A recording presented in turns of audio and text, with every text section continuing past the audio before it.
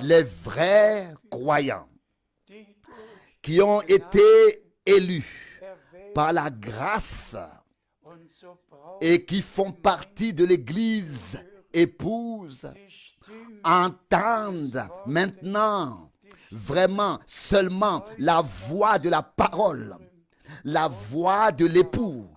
Ils répondent et n'est qu'une seule prière. Seigneur bien-aimé, fais-moi connaître tout ce qui est encore en moi qui ne pourra pas subsister devant toi.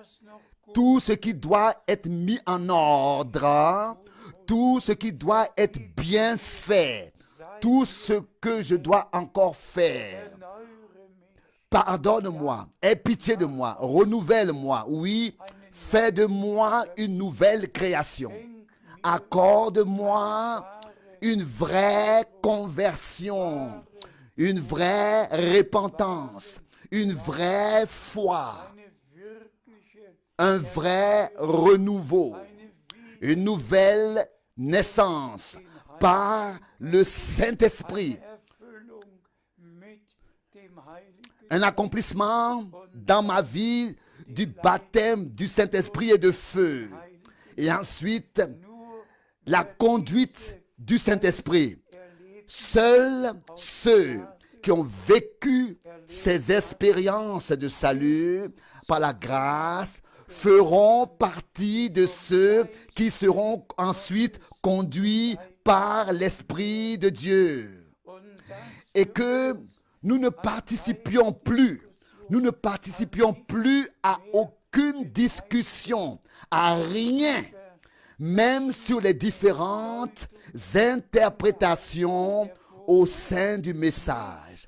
Que nous ne nous mêlions plus de la doctrine des 7 tonnerres ou du 3e poule ou d'Apocalypse 10, que nous n'entrions dans aucune discussion avec qui que ce soit, mais que nous nous reposions en Dieu dans la parole et que nous vivions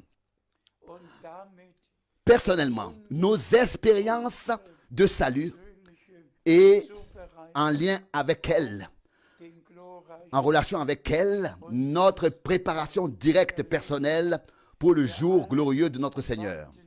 Nous attendons tous que le Seigneur, n'est-ce pas, achève son œuvre. S'il vous plaît, n'attendez aucun prophète. Ne vous attendez pas non plus à frère Franck. Moi, j'ai fait ma part. Maintenant, le Seigneur va achever. Il a commencé son œuvre et il achèvera son œuvre et cela se fera sous peu, très bientôt. C'était il y a 2 jours. Une sœur m'a appelé et j'ai alors dit à un moment de la conversation,